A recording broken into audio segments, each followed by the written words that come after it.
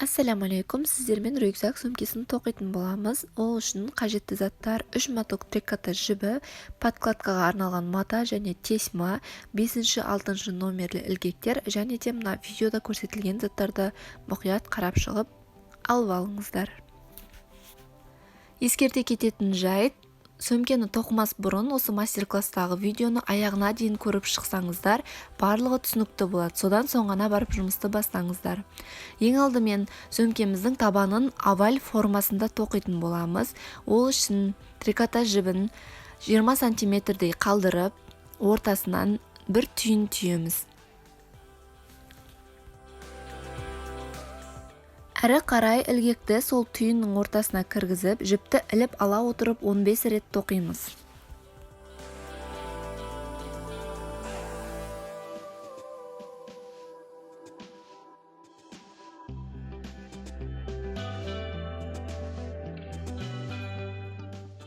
Мінекей 15 қатар тоқып алдық. Енді 16 қатарды ілгекке іліп аламыз да, оны 15 қатардың тоқылған бөлігінің арасынан кіргіземіз. Дәл осылай қатарды соңында бір рет іліп алатын орын қалдырып 14 рет тоқимыз.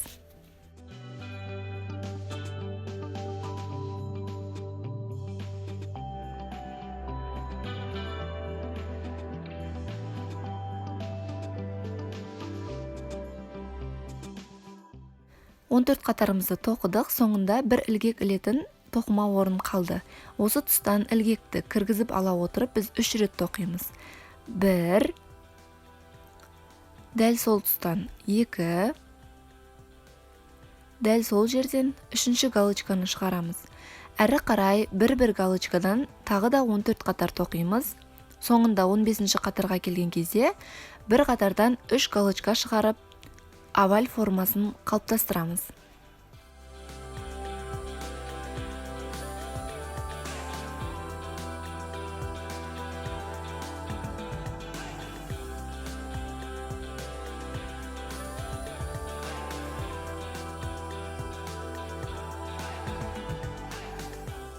Мінекей қатарымыздың соңына да келіп жеттік. Дәл осы аралықтан 3 галочка шығарып, қатарды бір-бірімен видеода көрсетілгендей етіп біріктіреміз. Мұқият болыңыздар, әрбір қатар аяқталған кезде дәл осылай бір-біріне қатарды біріктіресіздер.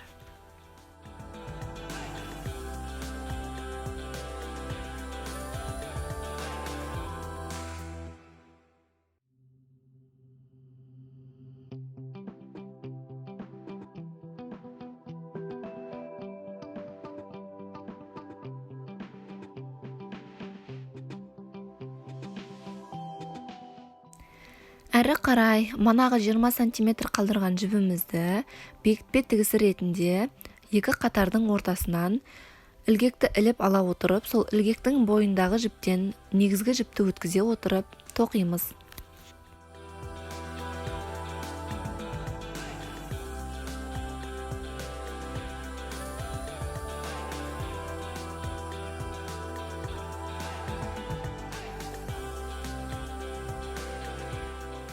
Осылай тоқып келіп қатардың соңына жеткен кезде негізгі жіпті ілгектен іліп алып, оны шығарамыз. Және де кері бетіне өткізіп алып, тоқылған бөліктердің арасынан өткізіп, сетінеп кетпейтіндей етіп, тоқылған бөліктерге байлап тастаймыз. Екінші қатарда негізгі жіптің біткен тұсынан астыңғы галочканың қақ ортасына ілгекті кіргізе отырып, бір галочкадан шығарып 14 қатар тоқимыз. Мұқият қараңыздар. Ілгектің қақ ортасынан кіргіздім. Арт жағынан қарағанда екі жіптің ортасынан шығатындай болсын ілгектеріңіз.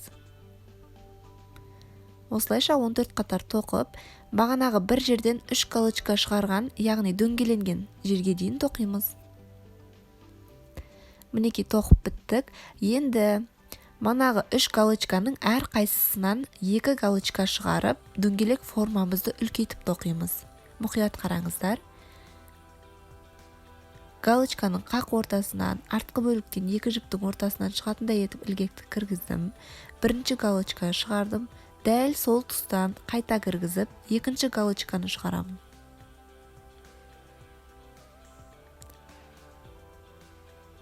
келесі екі галочканы да дәл солай. Бұл біздің бағанағы бірінші қатарда бір галочкадан үшеу шығардық қой. Енді екінші қатарда сол шығарылған 3 галочканың әр қайсысынан 2 галочкадан шығару арқылы тоқу. Әрі қарай 14 қатарда бір галочкадан тоқып, келесі басындағы 3 галочкаға келген кезде де дәл осылай тоқитын боламыз.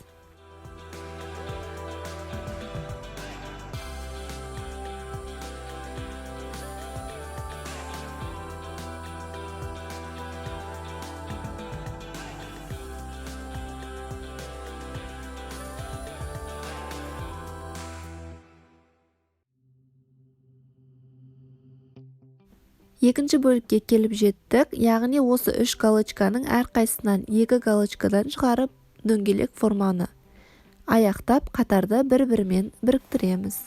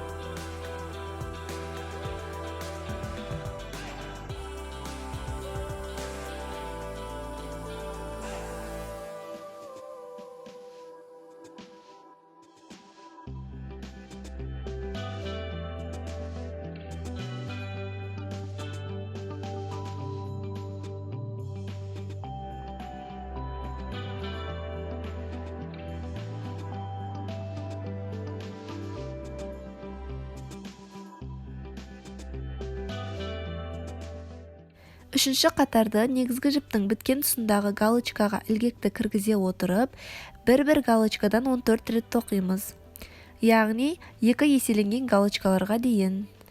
2 еселенген галочка дегенім осы үшінші қатарды тоқып келе жатқан кезде астыңғы, яғни екінші қатардағы галочкалар. Қатарды дөңгелек етіп қалыптастыру үшін әрбір 2 еселенген галочканың біріншісінен 2 галочка шығарамын. Яғни 2-де-1, 2-де-1 деп тоқимын. Мұқият қараңыздар. 2 еселенген галочканың алғашқысынан ілгекті кіргіздім. Бірінші галочканы шығардым. Дәл осы тұстан екінші галочканы шығарамын. 2 еселенген қатардың бұл алғашқысы. Енді екіншісінен бір ғана галочка шығарамын. Ал 2 еселенген галочканың алғашқысынан бірінші галочканы, дәл сол тұстан екінші галочканы шығардым, ал екіншісінен бір ғана галочка шығардым. Осылайша 2-де-1, 2-де-1 деп 3 рет тоқимыз.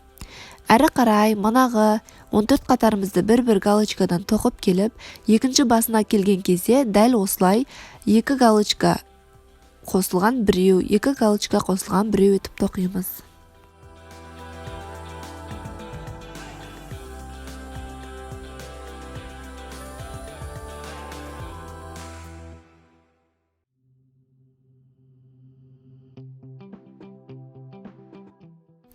Мінекей қатарымыздың екінші басына келдік, яғни 2 еселенген галочканың алғашқысынан 2 галочка шығарамыз. 1, 2, екіншісінен 1 галочка.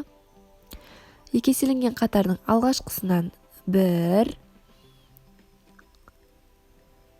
2, екіншісінен 1 галочка шығарамыз. 2 еселенген қатардың алғашқысынан 1, және сол тұстан қайтадан екінші галочканы шығарамыз. Екіншісінен бір ғана галочка шығарып, қатарды аяқтап бір-біріне бекітеміз. Және де ескерте кететін жайт, әрі қарай 4-ші, 5-ші, 6-ші қалағандарыңызша үлкейтіп осылай тоқи бересіздер. Яғни 3-ші қатардағыдай әрбір 2 еселенген галочканың алғашқысын 2 еселей отырасыздар. Яғни ол 2, 2, 2, 3, 2, 4 болып кете береді.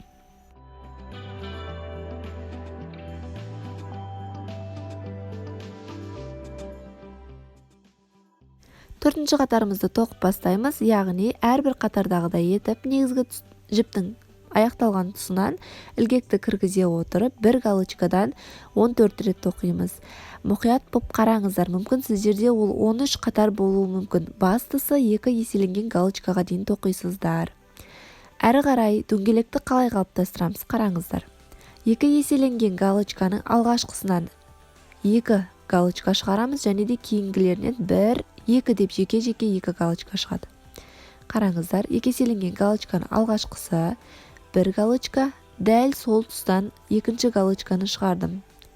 Әрі қарай 2 галочка қалды ғой, осы екеуінен 1 галочка шығарам.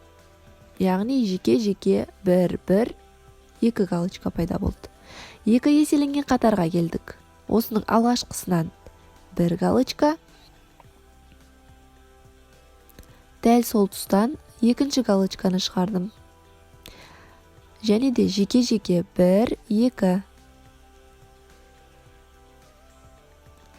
2 еселенген қатардың алғашқысынан 2 галочка шығарамын, және де одан кейінгілерінен 1 деп бөлек-бөлек 2 галочка шығардым. Яғни бұл бізде 2 деп айтылады. Әрі қарай 1 галочкадан 14 рет тоқимыз да қатардың екінші дөңгеленген басына келіп тоқтаймыз. Дәл осылай 10-та тоқитын боламыз.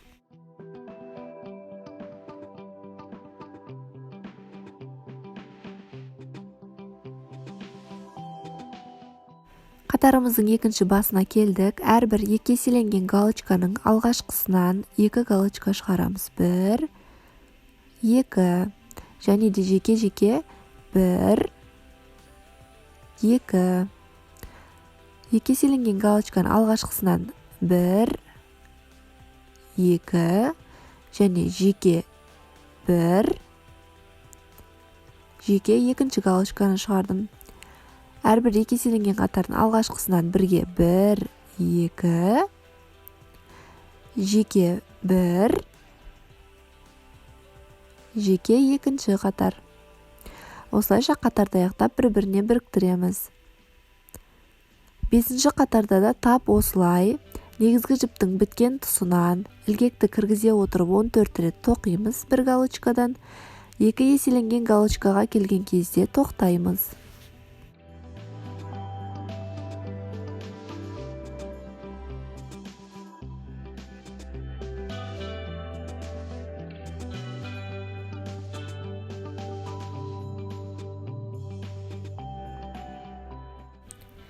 Осы дөңгеленген тұсқа келген кезде ескерте кететін жағдай, бағана біз 4-ші қатарды тоқыған кезде 2-де 2 етіп тоқыдық. 5-ші қатарда ол 2-де 3 болады. Яғни жеке-жеке тоқитын галочкалардың саны әрбір қатарда өсіп отырады.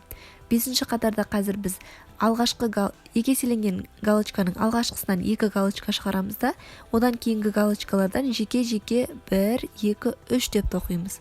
Ал 6-ші қатарда 2 еселенген галочканың алғашқысынан 2 галочка шығарамыз да, одан кейінгілерден жеке-жеке 1, 2, 3, 4 деп тоқимыз. Осылайша қатар үлкейген сайын жеке-жеке тоқылатын галочкалардың саны артады. Яғни 2-де 2, 2-де 3, 2-де 4, 2-де 5 болып кете береді. Мінекей қараңыздар, әрбір 2 еселенген галочканың алғашқысынан 1, дәл сол жерден 2 галочканы шығардым 1-ге. Енді жеке 1 галочка, жеке 2 галочка, жеке 3 галочканы тоқыдым. Әрі қарай 14 рет бір-бір галочкадан тоқып, қатардың екінші басына келгенде де тап осылай әрбір 2 еселенген қатардың алғашқысынан 2 галочка, жеке-жеке 1 галочкадан тоқып, қатарды аяқ.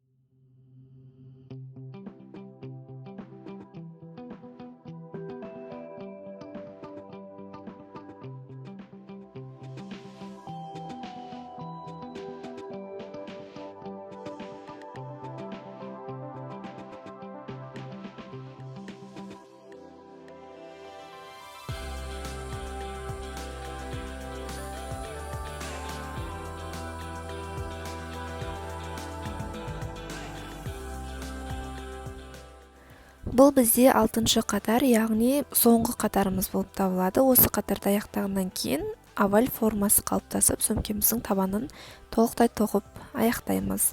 Бұл жерде де дап осылай дөңгеленетін бұрышына келген кезде әрбір екі еселенген галочканың алғашқысынан 2 галочка шығарып, жеке-жеке 4 галочка қалыптастыру арқылы қатарды тоқып, біріктіріп аяқтаймыз.